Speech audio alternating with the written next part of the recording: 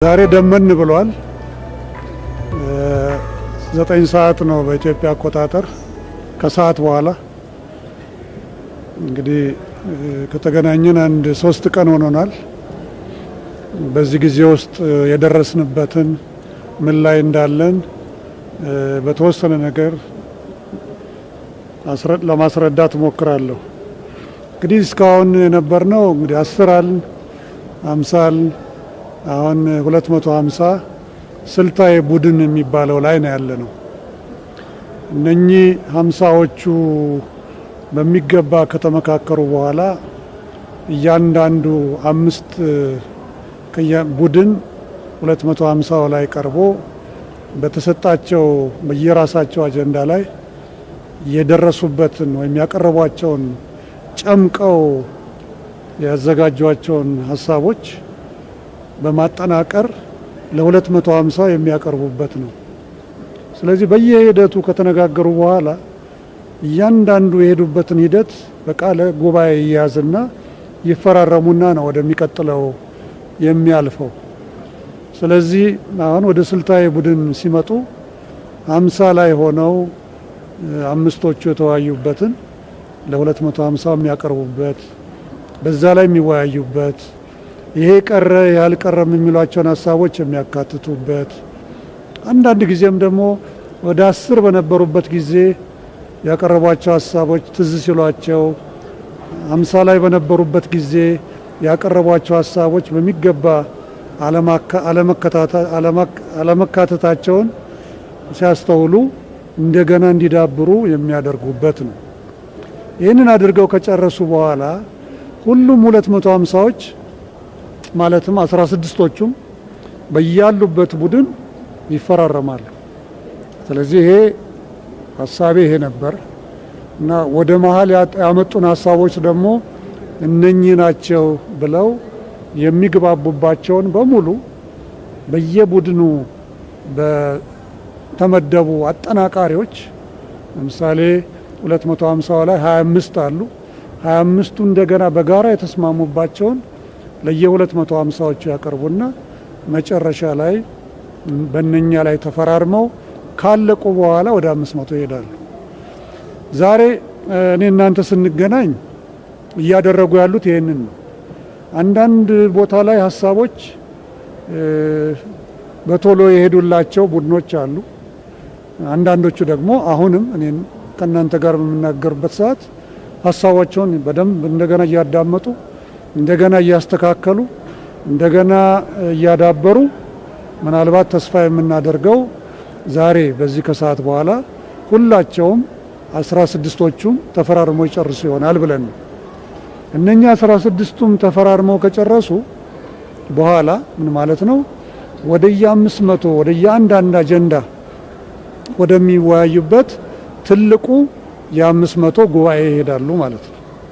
የ500 ጉባኤ ሙሉ በሙሉ የሚሳካ ከሆነ ነገ ይጀምራል። ነገር ግን አሁንም ዛሬ የሚያድር አጀንዳ ያላቸው ካሉ ወደሚቀጥለው ቀን ይዘዋወራል ማለት ነው።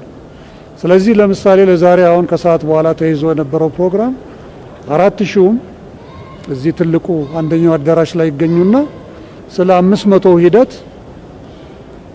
ሙሉ ገለጻ ይደረግላቸዋል ተብሎ ነው የተያዘው። ስለዚህ እንግዲህ በሚቀጥሉት 1 ሰዓትና 1 ሰዓት ተኩል ውስጥ ምን ያህሉን ስራቸውን ያገባድዳሉ የሚለውን የምናየው ነው የሚሆነው። ይህንን ካልኩኝ ዘንዳ 500ዎቹ ከተጀመሩ በኋላ ሙሉውን ሂደት ያን ጊዜ በደንብ የምናሳውቃቸው ይሆናል። አንዳንድ ጥያቄዎች ያቀረባቸዋቸው አሉ። ስልታዊ ቡድኑ የምክክር ሂደት ምን ይመስላል? ይህንን በተወሰነ ደረጃ የገለጽኩ መስሎኛል። በስልታዊ ቡድን ውስጥ ብዙዎቹ ላይ ወደ መግባባት የሚወስዱ ምክረ ሀሳቦች የታዩ ይመስላሉ። አንዳንዶቹ ደግሞ ጥራት ይፈልጋሉ፣ ማጥራትን ይፈልጋሉ። ስለዚህ ለዚህም ነው የፈጀውን ይፍጅ እንጂ ይሄ ስልታዊ ቡድን በደንብ ጥርት ብሎ ወደ ዋናው የቡድን ጉባኤ መተላለፍ አለበት የምንለው በዚያ ምክንያት ነው። አንዳንድ የጠየቃቸዋቸው በዚህ ሂደት ውስጥ እንግዲህ ብዙ ተዋንያን አሉ። ፋሲሊቴተርስ ወይም አመካካሪዎች የምንላቸው አሉ። አመካካሪዎቻችን ወደ 160 ገደማ ናቸው። ለምን 50 ሆነን 80 በነበርንበት ሰዓት ቢያንስ በእያንዳንዱ 2 አመካካሪ ቢኖር ያው እንደምታውቁት 160 ይሆናል። ወደ ላይ በሄድን ቁጥር ደግሞ የስራው ስፋት እየጨመረ ስለሚሄድ የአመካካሪዎቹ ቁጥር እነኛው አመካካሪዎች ቁጥራቸውን እየጨመሩ ይሄዳሉ። በዛ ሂደት ውስጥ አንዳንድ እናንተ የምትሉት ከተሰጣቸው ሚና ውጪ እየሰሩ መሆኑ ተወስቷል የሚል ነገር አያለውኝ። አመካካሪዎቻችን የተሰጣቸውን ሚና በትክክል እየተወጡ ነው። አልፎ አልፎ አመካካሪዎችም ሆኑ ሌሎች እኔንም ጨምሮ አንዳንድ ጊዜ ማጋደል ከታየ አንዳንዴ አይፈረድብንም። ነገር ግን በተቻለ መጠን አመካካሪዎች በኋላ ላይ ደግሞ ለግብአት የሚሆን እውቀት የሚሰጡን ፓነል ኦፍ ኤክስፐርትስ ወይም ትልልቅ ባለሙያዎች ለተመካካሪዎች የምንሰጠው ግብአት ቢኖር ትክክለኛውን አቅጣጫ ማሳየት እንጂ አቋም እንዲይዙ ወይም የእኛን አቋም እንዲይዙ ማድረግ በጭራሽ አይፈቀድልንም። ስለዚህ በአመካካሪዎችም በፓነል ኦፍ ኤክስፐርቶችም በኩል እንዲሁ አልፎ አልፎ በባለሙያዎችም በእኛም ጭምር በዚህ በኩል ሂዱ የሚባል ነገር ተነስቶ ከሆነ ልክ አይደለም። እሱን በትክክል እያጠራን ያለ ነው። ከአመካካሪዎች ጋር ጥሩ በየጊዜው ግምገማ እናካሂዳለን። ከፓነል ኦፍ ኤክስፐርቶችም ጋር እንደዚሁ ተመሳሳይ ነገር እናደርጋለን። ብዙ ፓነል ኦፍ ኤክስፐርት ጥሩ የሆነ እውቀት ለተመካካሪዎቻችን አስጨብጠዋል ብዬ አምናለሁ። እኔም በተገኘሁበት ቦታ ትልልቅ የሆኑ ባለሙያዎች ስለ ፌዴራሊዝም፣ ስለ ህገ መንግስት፣ ስለ ከተማ ልማት፣ ስለ ሰላም፣ በሰላም ዙሪያ፣ በሰብአዊ መብት ዙሪያ፣ በብዙ ርዕሶች ዙሪያ ወይም አርዕስት ጠቃሚ የሆነ እውቀት ለሁላችንም አስጨብጠዋል ብዬ አምናለሁ። ይሄ ለዚህ ደግሞ ከፍተኛ ምስጋና ይኖረናል። ሆኖም ግን አልፎ አልፎ እንዲህ የዘመሙ አካሄዶች ሲታዩ ደግሞ በጊዜው እና በወቅቱ እርምት እንዲደረግባቸው እናደርጋለን። ይህንን ስል ግን ተመካካሪዎቻችን ደግሞ የራሳቸው እውቀት ያላቸው ሰዎች ናቸው። ተመካካሪዎቻችን ትልልቅ ፖለቲከኞች፣ መምህራን፣ ትልልቅ ቦታ ያላቸው ሰዎች፣ ያም ሲባል ደግሞ አርብቶ አደሮቻችን፣ አርሶ አደሮቻችን፣ ሴት ልጆቻችን ወይም እህቶቻችን ዋዛ እንዳይመስሏችሁ። እዚህ የመጡት ለሀገር ጉዳይ ለመነጋገር ነው። ምንም እንኳን አልፎ አልፎ ሁላቸውም ተመካካሪዎች አንዳንዶቹ ከየመጡበት ቦታ ለብዙ ዘመን ተቋጥሮ የኖሩ ብሶቶች እና ችግሮቻቸውን ይዘው መጥተው እንዲታወቁላቸው በዚህ መድረክ ላይ ለማድረግ ብዙ ትግል ቢያደርጉም ነገር ግን ትልቁ ስዕል ወይም ትልቁ ፒክቸር ግን ኢትዮጵያ መሆኗን ግን በሚገባ ይገነዘባሉ። ስለዚህ ዝም ብሎ የተሰጣቸውን በሙሉ ይጋታሉ ብላቸው አትጠብቁ። ምክንያቱም ብዙ እውቀት ከገጠር ጀምሮ እስከ ከተማ ድረስ ኢትዮጵያ ውስጥ አለ። የሚጠመዘዙም አይደለም። ምክንያቱም የራሳቸው እውቀት አላቸው፣ የራሳቸው አቅጣጫ አላቸው። ሊያሳኩ የሚፈልጉት ነገር ኢትዮጵያ በምትባለው አገር ዙሪያ ነው። ሌላው ቃለ ጉባኤ የሚይዙ ሰዎች የራሳቸውን ሀሳብም አንዳንድ ጊዜ ይጭናሉ የሚልም ጥያቄ ጠይቃቸዋል። ቅድም የጠቀስኩትን ቁጥር ያህል ቃለ ጉባኤ ያዦች አሉ። እነኚህ ቃለ ጉባኤ ያዦች እጅግ የተከበሩ በትልልቅ ፍርድ ቤቶች፣ የፍትህ ተቋማት፣ በትምህርት ቤቶች፣ በዩኒቨርሲቲዎች የሰሩ ትልልቅ ልምድ ያላቸው አንቱ የሚባሉ ወንዶችና ሴቶች ናቸው። የሚሰሩትን በሚገባ ያውቃሉ። የሚይዙት የምንነጋገርባቸውን እያንዳንዷን ነጥብ ለወደፊት በሚገባ ተሰንዶ ለወደፊት ተመራማሪዎች፣ ለምሁራን፣ በአጠቃላይ ለተማሪዎች፣ ለፖሊሲ አውጪዎች፣ ለየክልልና ለፌዴራል መንግስታት የሚጠቅሙ ሰነዶችን ነው የሚያዘጋጁት። ስለዚህ በዚህ ሂደት ውስጥ የነሱን ሀሳብ እዚያ ውስጥ ጨምረው ወይም ሌሎች አምጥተው የሰጧቸውን ሀሳቦች ጨምረው ያቀርባሉ የሚል እምነት የለኝም። ምናልባት በዚያ ሂደት ውስጥ አንድ ወይ ሁለት ተከስቶ ከሆነ እነኛን 160 የሚሆኑ ቃለ ጉባኤ ያዦችን በዚህ ሂደት ውስጥ በጭራሽ ልንወቅሳቸው አይገባም። ነገር ግን እኛ ስህተቶችን ከስር ከስር እየተከታተል የምናርም ነው የሚሆነው። ይህ ሂደት ነው። እንግዲህ ምክክር ሀገራችን መጀመሪያ ነው፣ አዲስ ነገር አይደለም። ወደ እናንተ ስመጣ ከተለያዩ የፖለቲካ ፓርቲ አመራሮች ጋር ስወያይ ነበር። ሁላቸውም የየራሳቸው ያስተዋሏቸውን ነገሮች ይዘው መጥተው እንነጋገራለን። ወደፊትም ይህን እንቀጥላለን። የተለያዩ ተቋማት በዚህ ሂደት ውስጥ የታዘቧቸውን ሊሆኑ ይገባሉ የሚሏቸውን ነገሮች ወደ ኮሚሽኑ ምክር ቤት እያመጡ ያስተጋባሉ።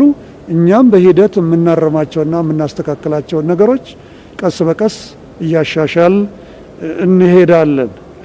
ነገር ግን ቃለ ጉባኤያዦቹም ሆነ ሌሎች እንዲያድርጉ ተብለን ነው ወይም ይሄን የሰራ ነው የሚሉ ከሆነ እጅግ በጣም ልክ አይደለም። ምክንያቱም በዚህ ሂደት ውስጥ ማንም በሌላው ላይ የራሱን ብቻ ወይም የራሷን ብቻ ሀሳብ ለመጫን መሞከር የለባቸውም። እንዳስተዋላችሁት እዚህ አዳራሽ ውስጥ የክልል ርዕሳነ መስተዳድር አሉ።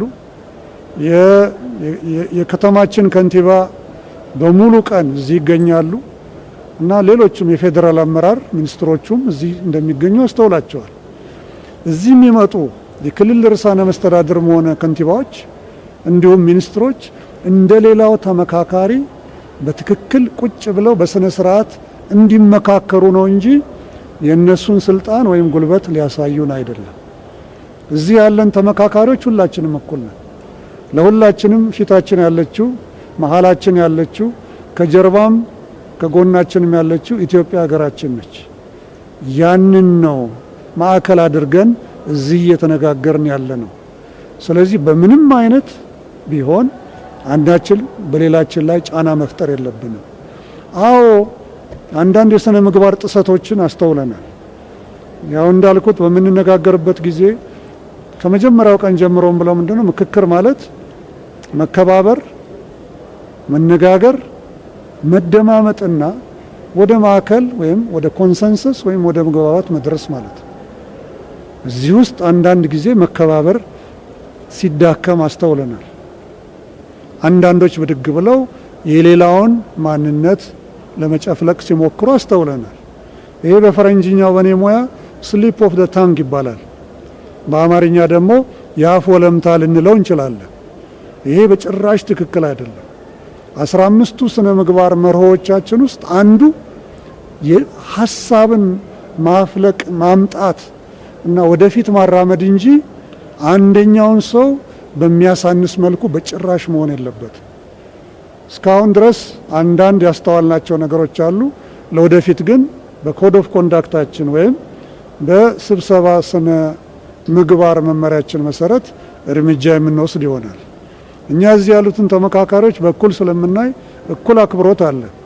ከአርብቶ አደሯ ጀምሮ እስከ ላይ እስካሉት ባለስልጣን ድረስ ለኛ ቢያንስ በዚህ አዳራሽ እስካለንበት ድረስ እኩል ናቸው።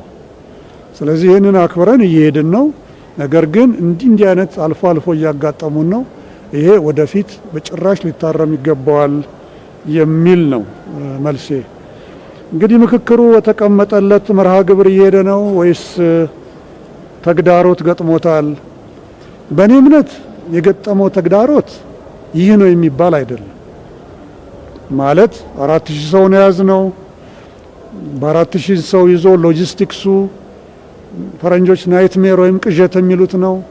ምክንያቱም ከትራንስፖርት ጀምሮ ምግብ ወደ 5500 ሰው የሚሆን መመገብ፣ ሙሉ ቀን እዚህ ሲውሉ የነሱን የጤና ሁኔታ መከታተል።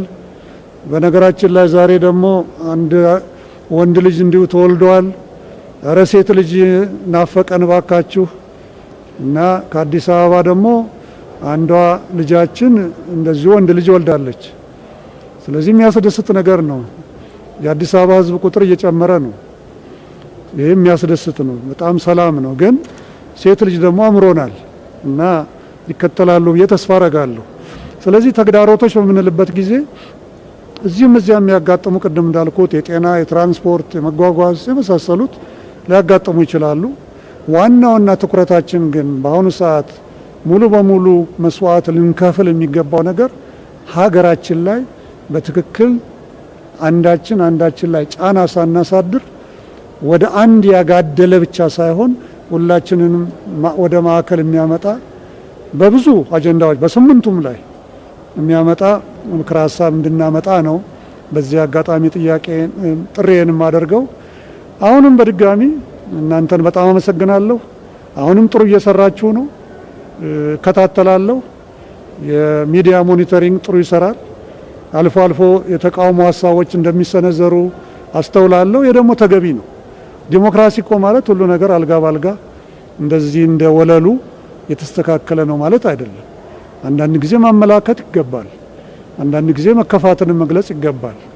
ስለዚህ እነኚህ ሁሉ እያሉ እንግዲህ በቀጣዮቹ ሳምንታት በተለይ ወደ 500 ላይ ስንገባ በሰፊው መድረክ ላይ ስንደርስ ብዙ ስራዎች ይጠብቁናል። ለዚህም እንግዲህ በድጋሚ ፈጣሪ ይርዳን። እናንተንም እጅግ በጣም አመሰግናለሁ። መልካም ጊዜ